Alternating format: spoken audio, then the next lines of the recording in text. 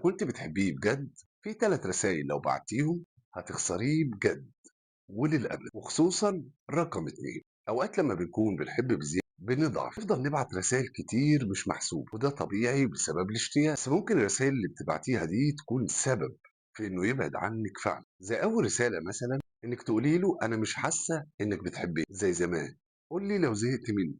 خدي بالك الكام كلمة اللي بتقوليهم دول هي رسالة ضعف، وهيشوفها على إنك مش واثقة من نفسك. الرسالة رقم 2 لما تقولي له وحشتني قوي، أو ليه مش بترد على طول، أو ما ردتش عليا ليه. الرسالة دي لوحدها في حد ذاتها بتخنقه، والراجل عموما ما بيحبش الإنسانة اللي تضغط عليه. فحتى لو بعد عنك شوية احذري إنك تعملي كده. تالت رسالة لما تقولي له لو مش عايزني قول لي من غير لف ودور، دي رسالة بقى خطيرة جدا. يعني لو هو كان متلخبط أو مرهق أو حتى كان بيحبك ومش قادر يعبر، انت كده بتجبريه بإنه يختار الفراق. فقبل ما تبعتي أي رسالة اسألي نفسك، هل أنا ببعتها علشان أطمن عليه ولا علشان أنا خايفة لا يبعد عني؟ لأن زي ما احنا عارفين مش كل حب لازم يتشرح في رسالة. في حب بيظهر لك لما تكوني ساكتة في الوقت اللي المفروض تسكتي. اكتبوا لي في التعليقات لو عايزين تكتبوا رسالة تخليه إنه يشتاق لك وفي نفس الوقت ما يبعدش عنك.